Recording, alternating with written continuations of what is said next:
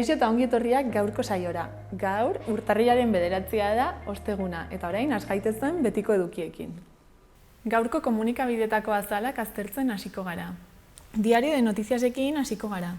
Titularrak dioenez, Nafarroa 652.526 biztanle izatera iritsi da, eta estatuko batez bestekoa baina gehiago hazi da. Argazkian, aldiz, Sánchez eta erregea ageri dira. Sánchezek bere kargua promestu baitu erregearen aurrean. Horretaz gain, Nafarroak lurralde osoa 100% digitala izan dadin 2030ko muga ezarri duela ere jasotzen du azalak. Baita, foru gobernuak otsailaren amaieran aurrekontuak izatea espero duela ere. Iruñari dagokionez, plan bereziaren barne lehen zabalgunean 150 metro karratuko etxebizitzen banaketaz mintzatzen da Notizias, eta eremu urdina uztailaren 2. amabostaldian ere ordainduko dela jakinarazten du. Horretaz gain, Trumpek eutsi eta ez diola Irani modu militarrean erantzun ere jasotzen du gaurko azalak. Bestalde, 100 urte baina gehiago beteak dituen Txantreako Bizenta Iruritak sarean bere jotekin lortutako arrakasta ere azpimarratzen du. Eta bukatzeko, Osasuna, Lillo, Brandon eta Perearen irteerak lotzen saiatzen ari dela aipatzen du. Diario de Navarrako azalarekin goaz orain. Titularrak Nafarroako errepideak mantentzera bideratutako aurrekontua ez dela nahikoa dio. Argazkian, Sánchez eta erregea agertzen dira.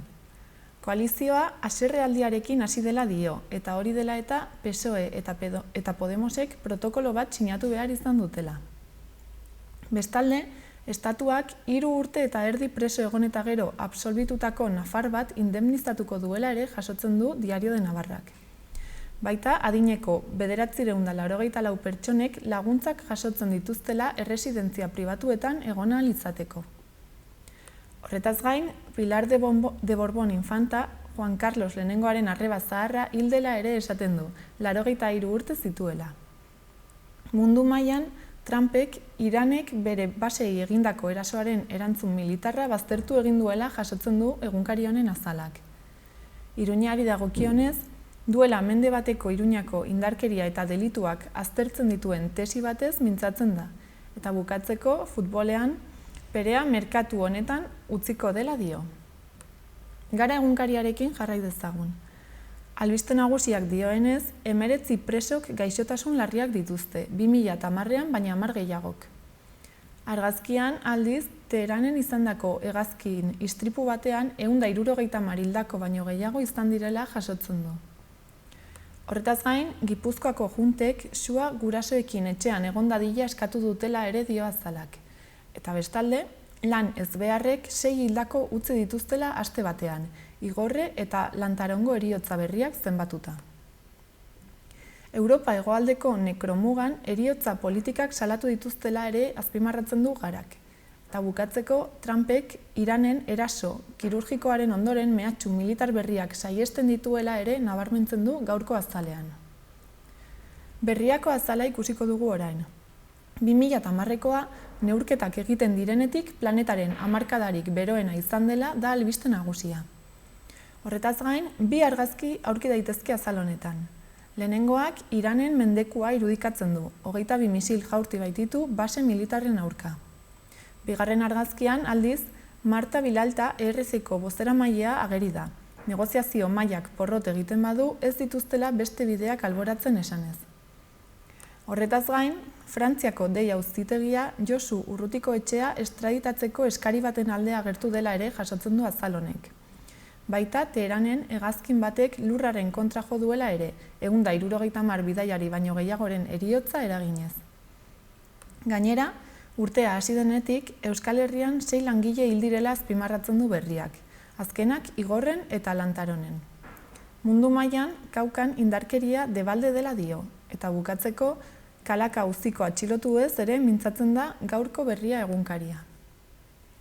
Euskal Herria irratiarekin bukatuko dugu. Albiste nagusiak Navarra sumak Iruñean zonalde urdina urte osoan zehar ezarri nahi duela dio. Horretaz gain, Osasunari isun mehatxua egin diotela ere jasotzen du komunikabide honek, Zozuliaren kontrako oihuengatik. Bukatzeko, Maiak txupinazoa nork jaurtiko duen udalak erabaki dezan nahi duela ere nabarmentzen du Euskal Herria Irratiak.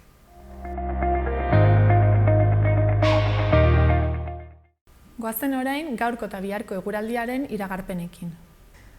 Gaur goizean eguzkitsu egongo da, barnealdeko zenbait lekutan izan ezik. Ebro ibarrean eta Mediterraneo isurialdeko beste zenbait lekutan laino iraunkorra izango dugu. Hego-haizea ibiliko da, aurreko egunetan baino indartsuago. Temperatura maksimoetan ez da aldaketa handirik espero eta giroa epela izango da. Ebro ibarrean izan ezik, han lainopean egongo direnez giroa hotzagoa izango da. Arratsaldeak aurrera egina ahala, haizeak ipar-mendebaldera egingo du, bolada oso gogor batzuekin kostaldeko zenbait lekutan. Haizea aldatu ondoren, behe-hodeiak ugarituz joango dira. Euria hasiko du eta temperaturak behera egingo du. Egunaren amaieran, elurkota 1200 metro ingurura jaitsiko da. Bihar, ostiralean, eguraldi nahasiagoa espero dugu ipar isurialdean, non zerua lainotuta egongo den eta euria egingo duen. Hegoaldean, euri gutxiago egitea espero da eta ostarteak irekiko dira. Hotz egingo du denean eta elurkota 1000 metro inguruan egongo da. Temperatura maksimoak doi-doi gaindituko dituzte 10 graduak. Azken orduetan, atertzera egingo du, batez ere barnealdean, eta temperatura oso bizkor jaitsiko da. Baliteke hegoaldeko zenbait lekutan izotza egitea. Ipar-mendebaldeko haizea zakar ibiliko da kostaldean, eta Ebro ibarrean ziertzoak ere gogor joko du tarteka. Ikus ditzagun gaurko eguneko efemerideak. 1806ko urtarrilaren 9an, Londresen, Nelson almirantearen hileta izan zen, St. Paul katedralean lurperatu zutelarik. Egun berean, 1863 urtean, Londreseko metroaren linea bat zabaldu zuten, munduko lehena. Beranduago, 1873 urteko urtarrilaren 9an, Napoleon III Frantziako enperadorea hil zen. 5 urte beranduago, 1878an, Victor Manuel Bigarrena, Piamonte Sardiniako azken errege eta Italiako lehena hil zen. Eta bukatzeko, gaurko egunez, 1908 urtean, Simone de Beauvoir idazle, filosofo eta feminista frantziarra jaio zen.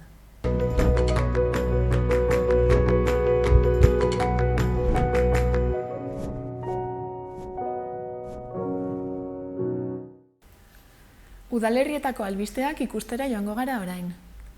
Uharterekin hasiko gara. Menditaldeak Irantzuko lurretara mendi irteera antolatu du urtarrilaren 12ko iganderako.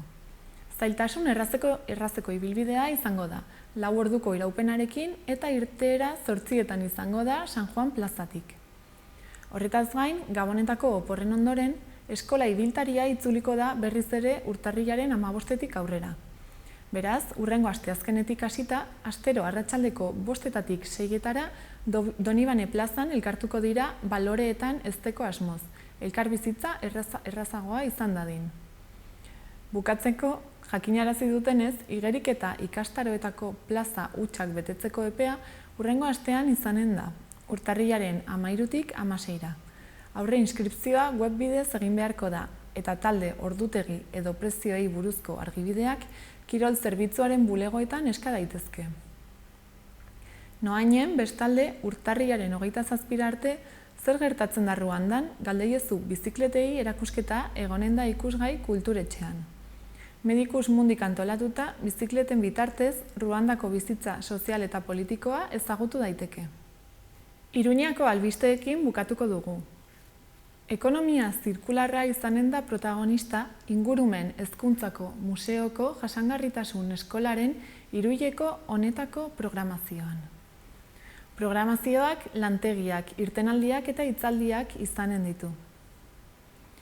Jasangarritasun eskolaren jarduera programak gai desberdinak jorratzen ditu Iruileko bakoitzean. Eta oraingoan, xede du lurra, gure etxea, bestera kudeatzeko moduari heltzea. Proposamenen bitartez, agerian jarriko dira egunerokoan egin daitezken aldaketa niminoak. Hondakinak eraldatzeko eta baliabide bilakatu daitezen. Konponketa eta berrerabilera jardunbide bihurturik. Xede bat lortzeko, murriztea. Horrela, praktikan jarri nahi dira egiteko beste modu batzuk. Hori lortzeko, hainbat lantegi programatu dira honako hauek egiten ikasteko. Oihalezko poltsak, konponketak etxean eta bizikletetan, etxearen garbiketa toksikorik gabe eta zuhaitzen kimatzea zein txertaketa. Programazioak barne hartzen ditu baita ere energiari eta kontsumoaren eta indarkeria matxistaren arteko harremanari buruzko solasaldiak. Jarduera guztietan sarrera librea da, baina lantegietan izena alde aurretik eman behar da. Programazioari hasiera emanen dio gaur bizitxokoa konpondu zure bizikleta lantegiak. Bizikleta konpontzen ikasi eta ongi pasatzeko guneak. Jarduera hau hilero egiten da eta Juanjo Iriartek dinamizatzen du, konponketetan aditua baita. Saioa 6-etatik 8-etara izanen da eta sarrera librea da. Horretaz gain, lehen zabalguneko hiri jarduketarako eta babeserako plan bereziak espazio gehiago eskaini nahi die oinezkoei, lur azpiko aparkalekuak sortuz eta ziudadelarekiko konektagarritasuna hobetuz. Hiri jarduketarako eta babeserako plan berezia proiektu bat da eta horren bidez 2007an egin zen antolamendua eguneratu nahi da, lehenengo zabalguneko eremuan sortzen ari diren behar berriei erantzunez. Proposamenak 4 atal hauetan banatzen dira, mugikortasuna, eraikingintza eta eremu publikoa zein pribatua. Horretaz gain, proposatutako esku hartzen bidegarritasun eta jasangarritasun ekonomikoaren aurrerapena ere jasotzen da. Esku hartzeak lurzoru publikoan eginen lirateke, egun eraikuntzan dauden batez besteko prezioen arabera. Zabalgunerako dauden helburuetako bat, ibilgailu kopurua murriztu eta hiriguneak herritarrek erabil eta goza ditzaten egokitzea da, eta eraikigarritasunari dagokionez, hainbat neurri proposatzen dira energia eraginkortasunaz, etxebizitzen zatitzeaz eta jarduera profesionaleko bulkadaz.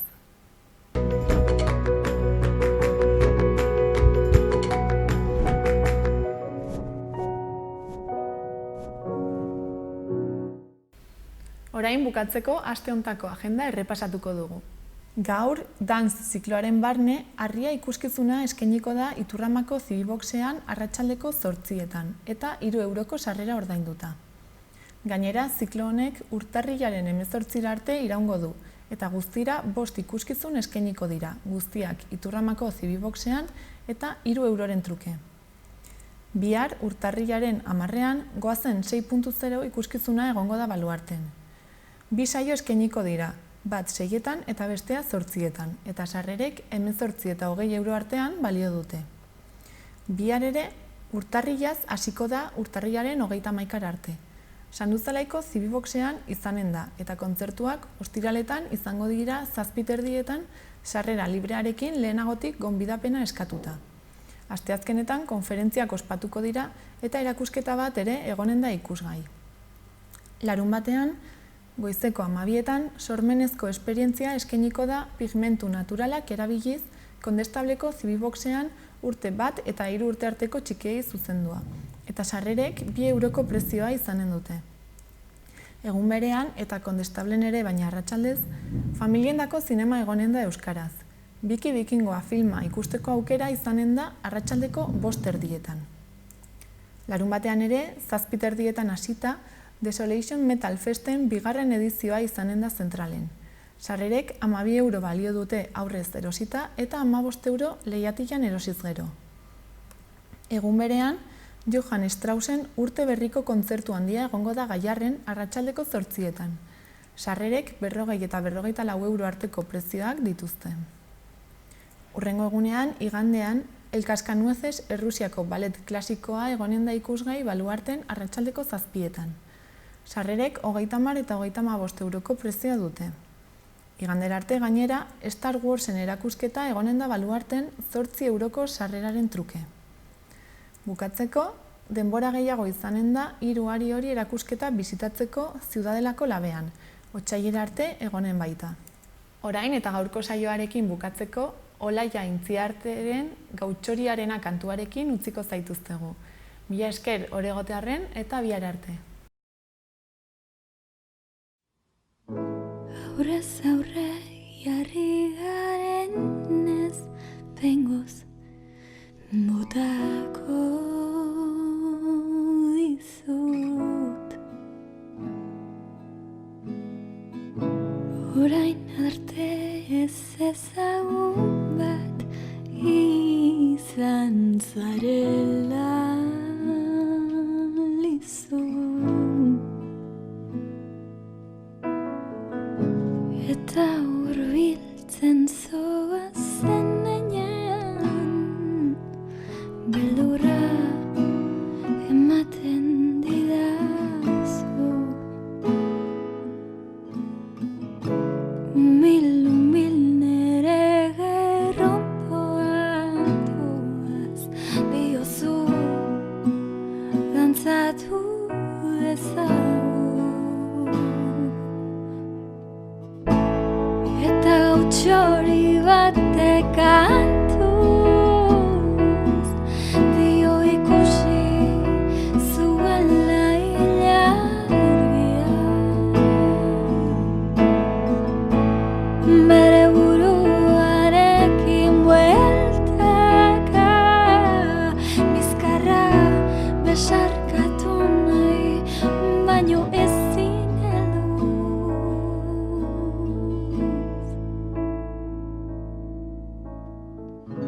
Lotsatzen naiz, galtzen naiz, ez dakit dantzan zurekin behintzat. Eta kafe beroak eskaintzen dizkidazu beti lasai garritzat.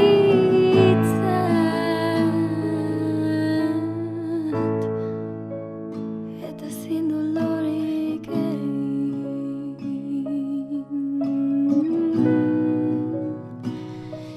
geroztik.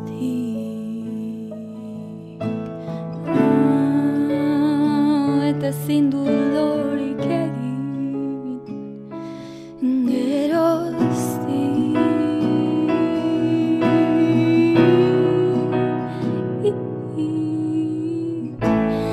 Eta gautxori batek kantuz dio ikusi zuela ilargia. Bere buruarekin bueltaka bizkarra besarkatu nahi, baino ezin heldu. Eta ezin helduz eguna errepasatzen.